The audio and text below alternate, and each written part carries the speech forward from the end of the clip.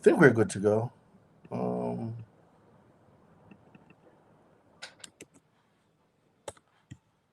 right, so my chat is non-responsive. Okay. All right, we're good to go. So, guys, thank you. All right. All right, so let's dive into this now. Let's really dive into it. Let me see what's going on. All right, first thing on the list. Thank you. First of all, thank you for your patience. Technical difficulties. I fixed it as best as I can. I'm in Jamaica, so the service, the reception is a little choppy. It might be choppy. Sometimes you might not hear what I'm saying, but I'm here and we're going to get this going. So, the first thing we're going to talk about is medical collection. There's three things on my list today: there's medical collection, there's repossession, and there's late payments. These are the three topics I will be speaking about today: medical collections, repossessions, and late payments. All right. So all questions should revolve around medical collections, repossessions, and late payments. These are the three topics I'm going to speak about today. So if you guys can do me a favor, can you share this live in a group? Now, if you're on Facebook, share this in a Facebook group. If you're on YouTube, share this on YouTube. Hold on, why is this saying YouTube is not connected? That is strange. What's going on here?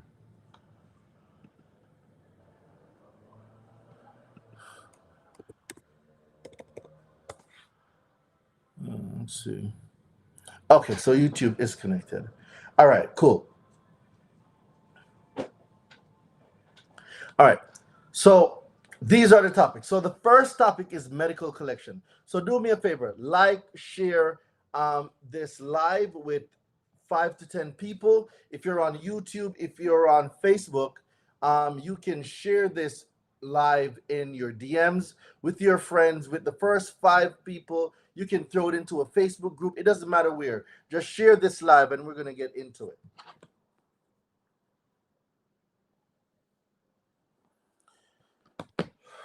All right. So medical debt. So let me show you guys what I found. Well, I'm not going to show you. I'm going to read it so you guys can hear what I'm talking about.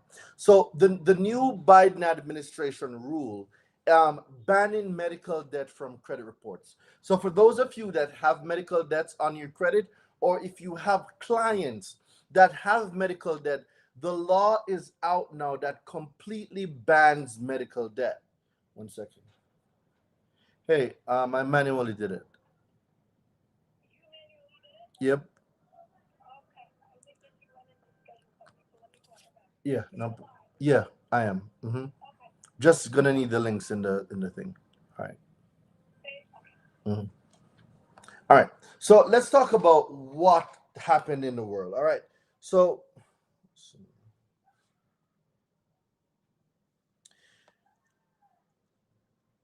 medical debt, the burden of medical debt disproportionately falls on women, right? So women are a big, it impacts women a lot, black people, and people with disabilities. So basically, they're saying that the three categories that medical debt affects the most are women, black people, and people with disabilities. Ain't that crazy? I want y'all to think about it. That is a bit wild. But let's go into what they're saying. So, efforts to remove medical debt from credit reports at the federal level began last fall after Harris announced that the Consumer Financial Protection Bureau, the CFPB, would take the first step to create rules that would take medical bills off credit reports entirely. So, no more medical debt. So, if you or your client has medical debt on your credit, it is not supposed to be on your credit anymore. No more medical debts on your credit anymore. Furthermore, it goes on to say Vice President Kamala Harris on Tuesday announced a new effort to ban medical debt from credit reports, something that would ease a burden that falls most heavily on women and black people. Medical debt makes it more difficult for millions of Americans to be approved for a car loan, a home, or a small business loan, all of which in turn makes it more difficult to just get by, much less get ahead, and that is simply not fair. So, especially when we know that people with medical debts are no less likely to repay a loan than those without medical debt. Harris said no one should be denied access to economic opportunities simply because they experience a medical emergency. And that makes a lot of sense. Like, why should you be penalized, right? Why should you be penalized on something that is beyond your control? You don't control how you get sick. You can't just say, you know what, I'm going to be sick tomorrow, so I can't pay none of my bills. Like, that's logic. That logically doesn't make any sense. As in, for instance, you're going home from work, and some idiot was drinking and driving and just smashed into your car. You didn't have control over that. So for you to be judged on medical emergencies because you have a medical bill and that stopped you from getting a house, stopped you from getting a car, stopped you from getting an SBA loan or a business loan, that is absolutely not fair. And it took them so long to realize that there are items on your credit that shouldn't be on there, that's really affecting the quality of life of everyday Americans. Ain't that crazy? That is crazy, right? That is just crazy. That is wild and that is crazy. So let's take this a step back. Everyone on here that has medical debt, everyone that has medical debt, that's one. Everyone that has a family member that have medical debt. If you have clients, if you are a credit repair business owner and you have clients with medical debt, those aren't supposed to be on your credit at all. If a debt is already settled, should it remain on your credit report? That's a great question. You can delete settled debts off your credit. So if we're talking about accounts that arose from collections, yes, you can delete um, debts from your credit that you've paid already. So what letter should I purchase online to remove medical debt?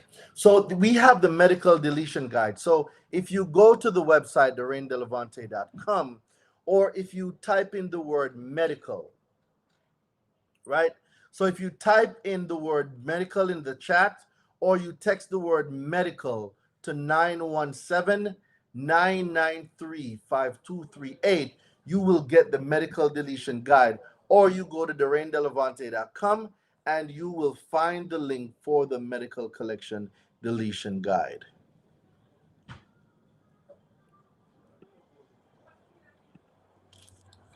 Let's see here.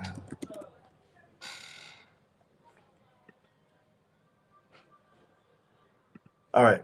So let's go back into the medical collection a little bit more. Let's dive into medical collections a little bit more.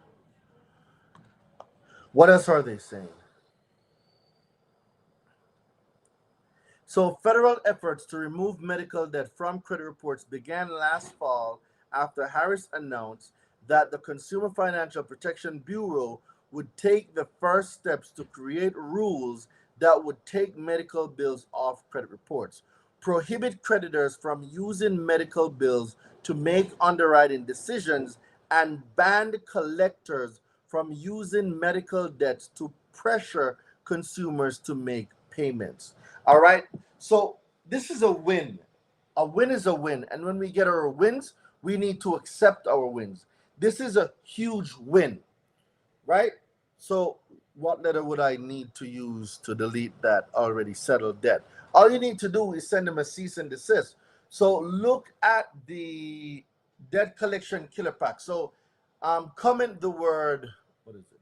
Validation. Anderson Banks, comment the word validation, and you should get a link to the debt collection killer pack.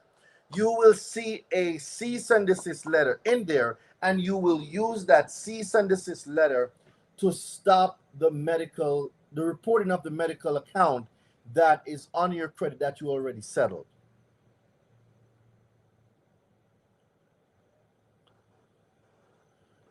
All right, so that's medical collection. So tell you what, Anderson Banks, jump on the live, bro. Jump on the live. Yes, if you have debt collection issue, you want to type the word validation in the chat. If you're on YouTube or Facebook, what you want to do is text the word validation to 917-993-5238. That's if you are on YouTube and Facebook. Just text that. Text the word validation to 917-993-5238. For those of you with collection issues, you want to get the validation pack. You want to get the debt collection killer pack. So if you type the word validation, it will give you a link to the debt collector killer pack. Now, there's a master class coming up next week. There's a master class coming up next week. And on this master class, I'm teaching you guys how to sue, not, well, I'm giving you the framework of how to get paid, right? You're getting the framework of how to get paid for negative or inaccurate information on your credit from a consumer reporting agency or from debt collectors. So if the information is inaccurate, if the information is incomplete, and they refuse to delete the item, how can you get paid for that? So for those of you that are interested in getting paid, let me see y'all drop the money sign in the chat. Let me know who the people I'm talking to for this masterclass.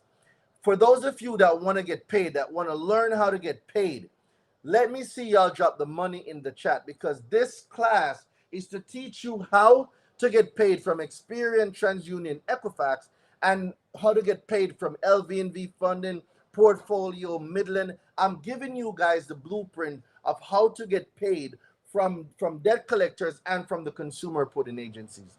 So for those of you that are interested in that class, let me see y'all drop some money signs, a money bag, some anything that has to do with money.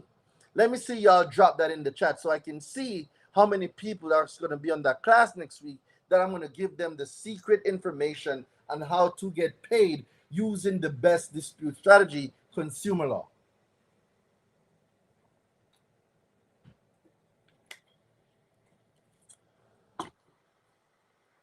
All right, I see them coming in. All right. So for everyone that dropped the money sign, right? I want you to comment the word paid. Comment the word paid.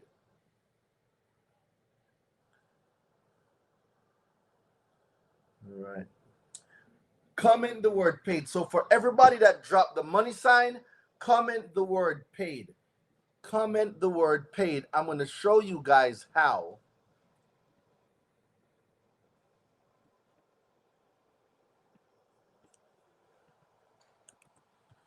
I'm going to show you guys how you get paid for this stuff.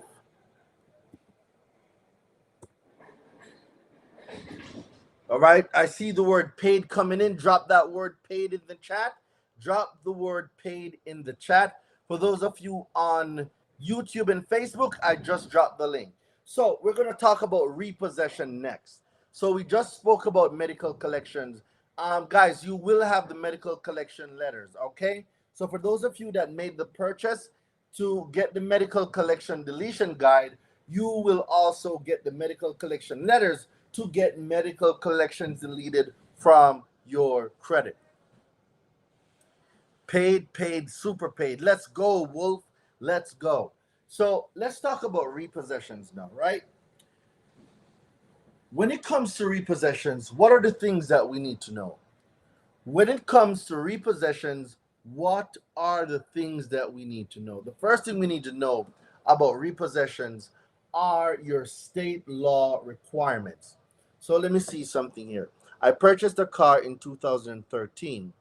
It was totaled in 2018, and I started paying a $100. Then COVID came and I stopped. This is going on 12 years. I tried to dispute it. Experian, I think that should be Experian, sent me back until 2027. Well, that's not true. You can get the items deleted. So these are some of the things that I'm going to be going over next week. Because first of all, if it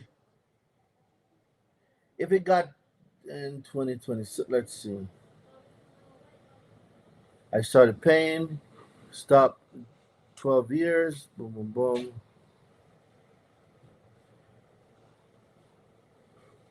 Yeah, what they're telling you is not true. You can get the account deleted. You just need to know how. So this is what I'm saying, guys. You got to be in the class. You got to learn the strategies, learn the information, learn the tools that you need to go and get the job done. So let's talk about repossessions. There's four key parts to repossession, right? How many parts? There are four key parts to repossession. How many parts to repossession, ladies and gentlemen? How many parts? Let me see who's paying attention. How many parts do we have to repossession? There are four key elements to repossession. So let me see who's paid attention.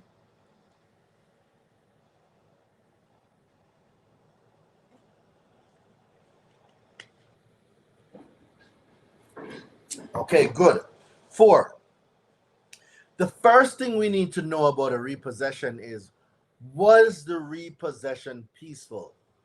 Was was the repossession done peacefully? I'm gonna give you an example. There's someone that I know, right? And this person, they repossessed his car. Now, the thing about this repossession was it was not peaceful. So when the repossession guy was about to get the car, he jumped in the car and locked the door and he was protesting, don't take the car. Now, there's a thing called the breach of peace, confrontation, argument, someone present inside the car, someone on top of the car, someone on top of the hood, someone standing in front of the car being in a driveway, in a closed gate, the car being in a garage that's closed. Any one of these get violated, that is called a breach of peace, and the repossession is not compliant anymore. So as long as there's no breach of peace, the repossession can happen. But once there is a protest, an argument, someone jumps in the car, someone jumps on the car, someone standing in front of the car, as long as there's some form of altercation, it is not a peaceful repossession situation anymore, and the repo person must leave.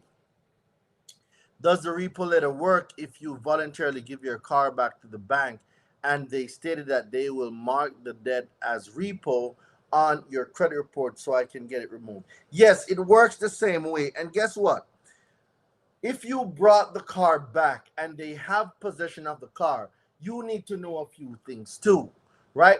So the first thing you need to know is, did they sell the car or do they completely have the car?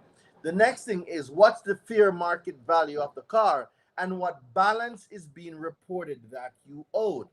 So these are some of the things that you need to take into consideration with. The second thing about a repo that y'all need to know is that you must get what is called a pre-sale letter. All right? You must get a pre-sale letter, and the pre-sale letter tells you that you have right of first refusal, meaning that if you go and make all of your payments, get everything current, then you can take the vehicle, go about your business, everything's good. The other thing is, oh, that was so good. The other thing with the pre-sale letter is it's going to tell you where the repossession is going to happen. Not repossession, where the disposition is going to happen. Meaning they're going to sell the item. Where are they going to sell it and what time? Right? So they're going to tell you if it's public, if it's private, and where you can go to retrieve the vehicle.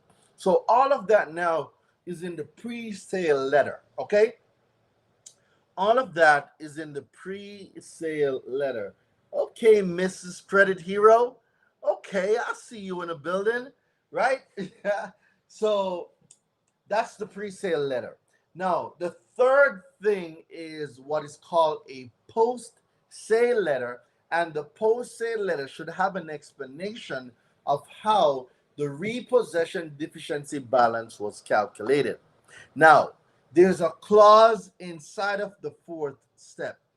The fourth step also says that if the repossession balance is not explained, if the deficiency balance is not explained, there cannot be any written demand to collect.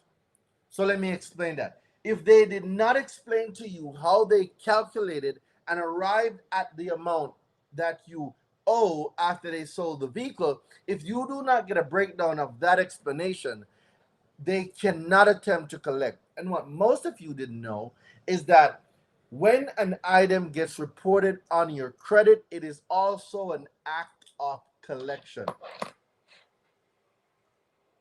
I'm going to say this again. The reporting of information to your consumer report by a furnisher of information is an act to collect. So do not be deceived with these people in the streets talking about no TransUnion Credit Suite. That's only one consumer reporting agency. What about the other two or the other three counting Innovis, right? So repossession has a clause in it that without them supplying the information to you, they cannot make any written demand to collect. And a written demand is furnishing information, and it is written information on your consumer report. That is also an act of collection. It is an act of demand. Okay? The repo that's on my consumer report is charge off. I sent them a charge off letter and they came back saying that I still need to pay. Well, that is not entirely true. So let me explain something about a charge off. All right, I'm going to explain something.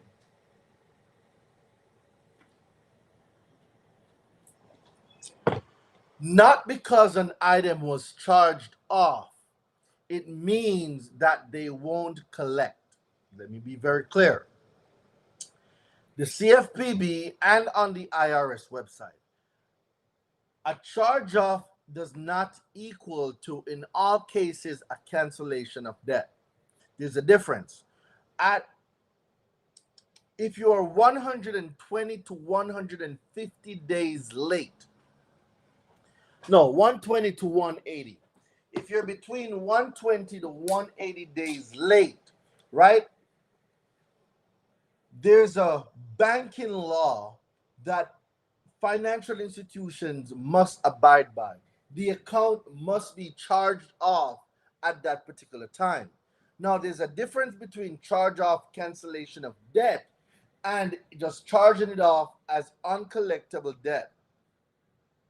They can still sell the account.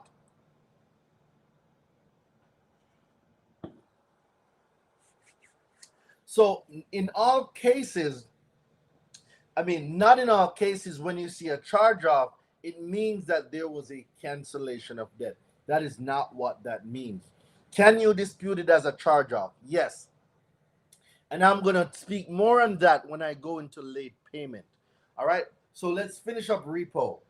So we know that a post-sale letter must be sent out.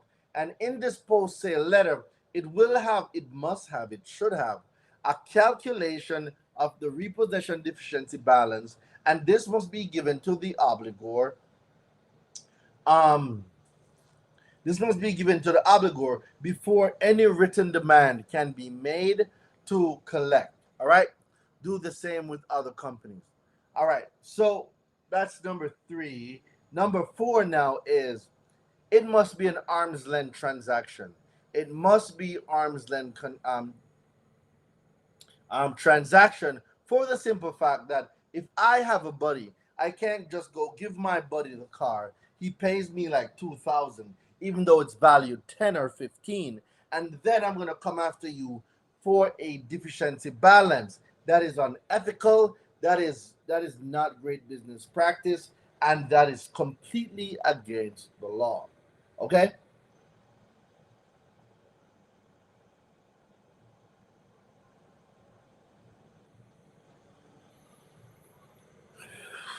All right, so let's see. The repo that's on my consumer report is charged off. Read that already.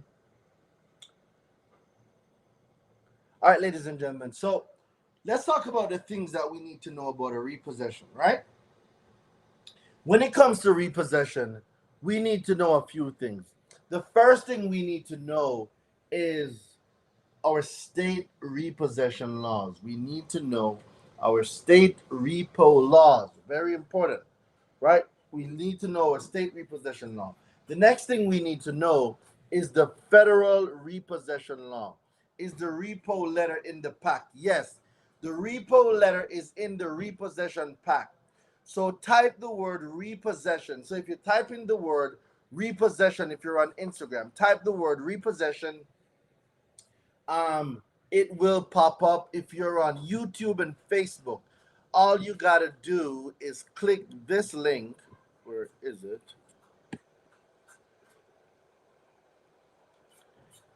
All you got to do is click this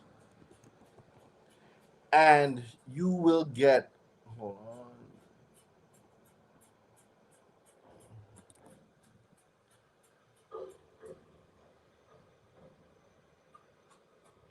So there's a repossession letters and then there's a repossession deletion guide.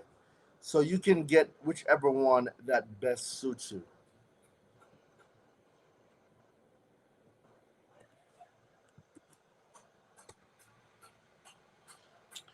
All right. So let's talk about so we just finished up repossession, guys. Repossession is one of the most fun topics for me. I like repossession because I learned so much from repossession and it is so straightforward. Deleting repossessions is so straightforward. It is ridiculously crazy.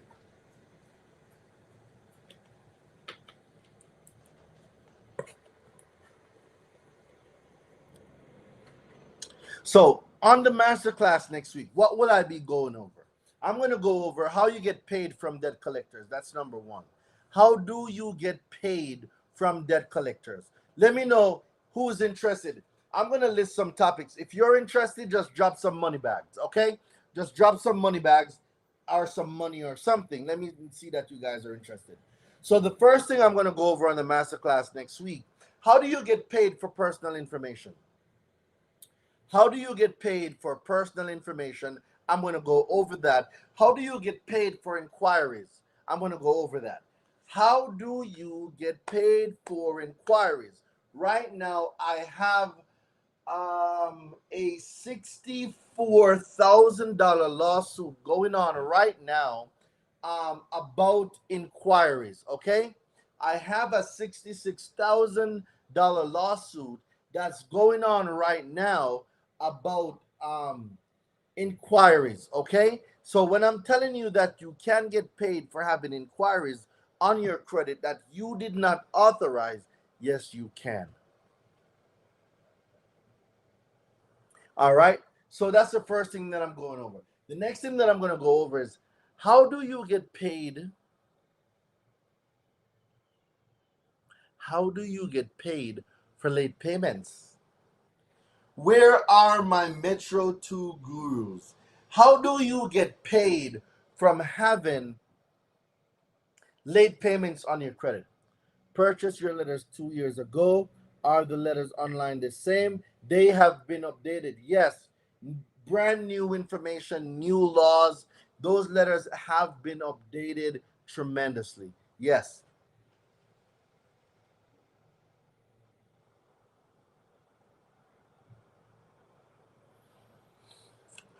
All right. So, can the question is, can you get paid for having late payments on your credit? That's a question I'm asking you guys. Can you get paid for having late payments on your credit? Can you get paid for that? Let me know.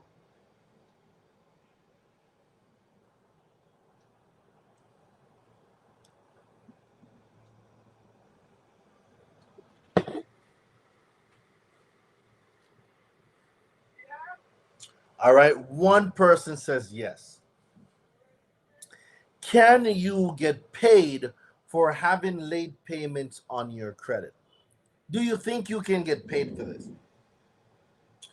Where are all my Metro 2 people at? Where's my Metro 2 people at? Where are you guys? Where my Metro 2 people at?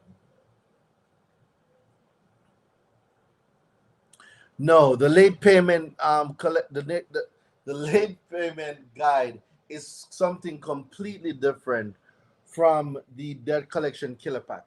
Late payment is not a part of debt collection. Those are separate items. Doreen, I used the late payment script with Citibank showing 30, 60, 90, 90, 90 incorrect format. That is good. 1637B. It's not just 1637B, there's more to it. And they said verified. So if they said verified, you need to send out the late payment letter part 2 when they respond verified.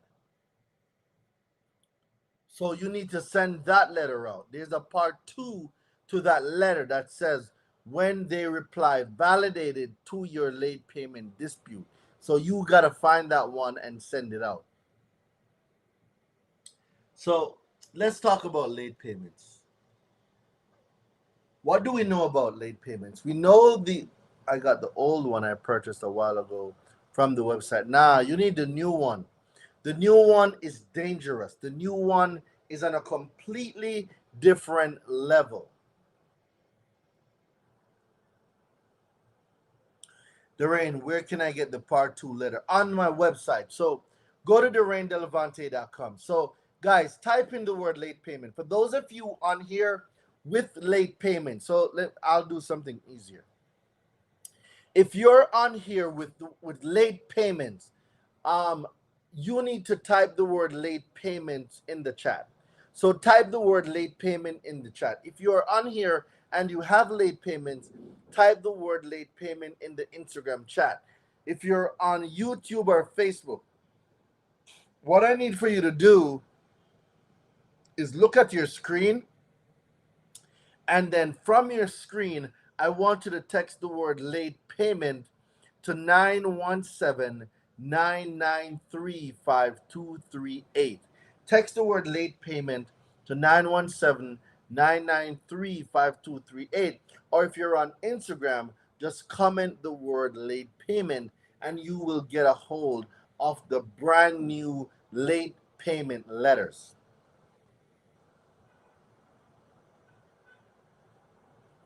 All right. What was I about to explain? I was about to explain late payments, right? So let's dive into it. Late payments. What do we know about a late payment? What do we know about a late payment? Well, we know that there's only one law that can authorize a payment as being late. I'm going to say this again. A late payment can only be authorized under one law. There's one specific law that governs timing of payments. Okay? There is one specific law that it gives you guys, it not just you, it gives the framework and it gives what is needed to establish a late or a payment as late. A late payment does not exist if the federal codes put in place to reinforce certain behaviors. Like, not because you missed a payment, it means that your account is late. Let me put it that way.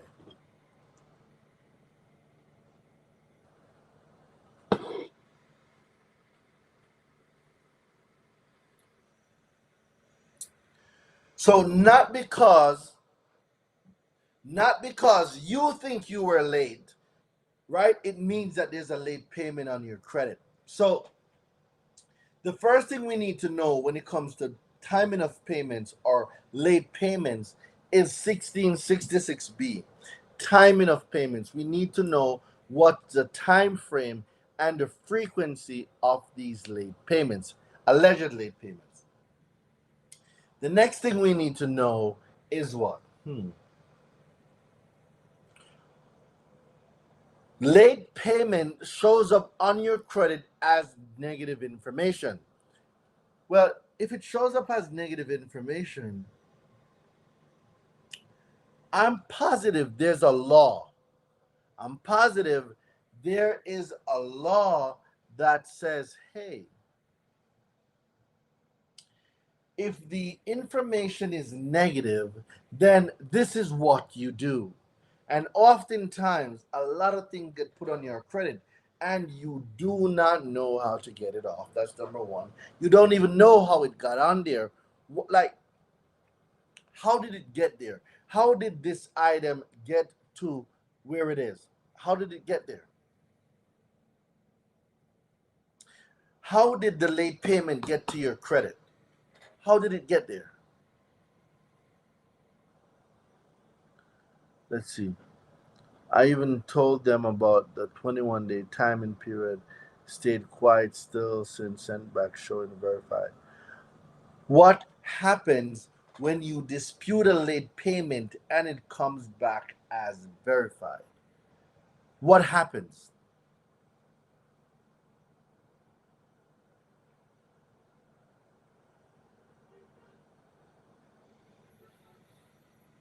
So these are the things that we need to talk about. You see why we have to normalize financial literacy education?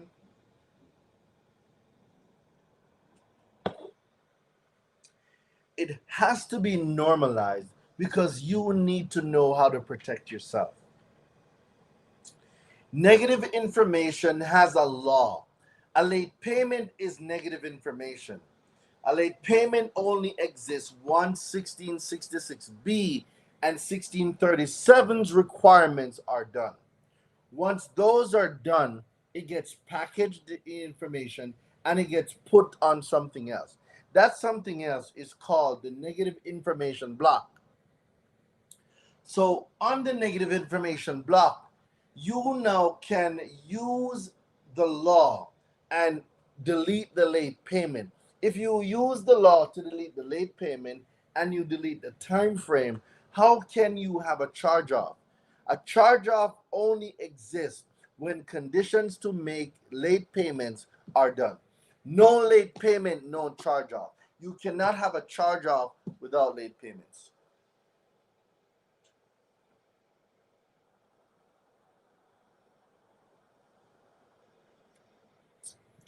So, like I said, ladies and gentlemen, I'll be breaking down these strategies next week. I'll be breaking these down next week. I'm going to show you how you leverage and use consumer laws to get paid for these items, right? I might be back on live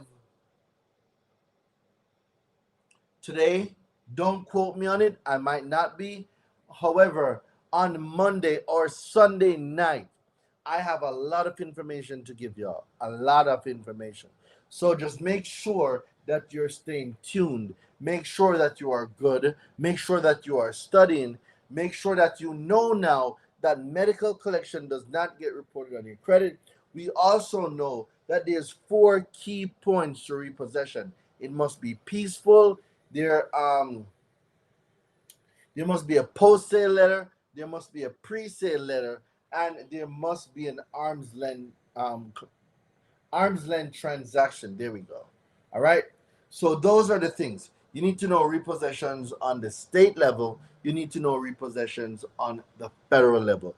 Very important that you know both state and federal requirements, especially if you're in the rental car business or something like that.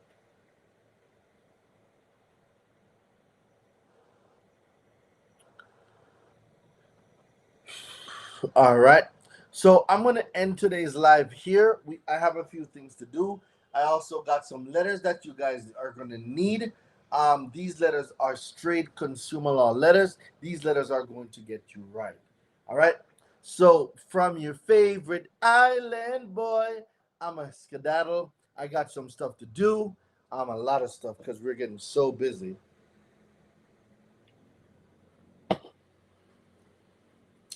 The masterclass. Guys, comment the word paid. For those of you who are on here, comment the word paid. Get and secure your ticket for the masterclass. I'm going to teach you guys the strategies I'm using. I'm going to teach you guys how to effectively use the proper dispute methods. I'm going to teach you everything, okay? So comment the word paid. Comment the word paid. If you're on Instagram, comment the word paid. Comment the word paid. If you are on YouTube, if you're on Twitch, if you're on Facebook,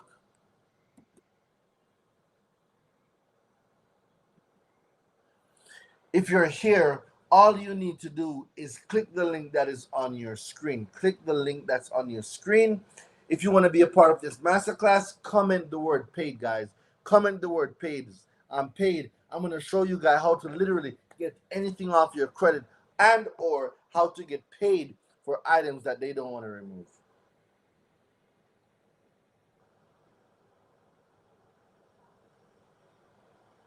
Mm-hmm.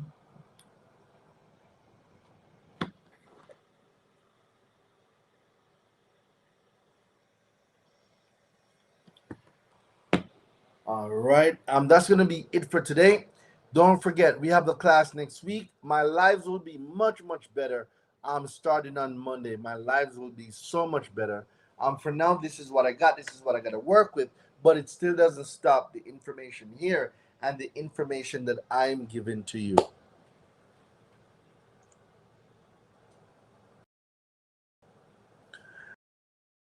All right. So, ladies and gentlemen, have an amazing evening. See you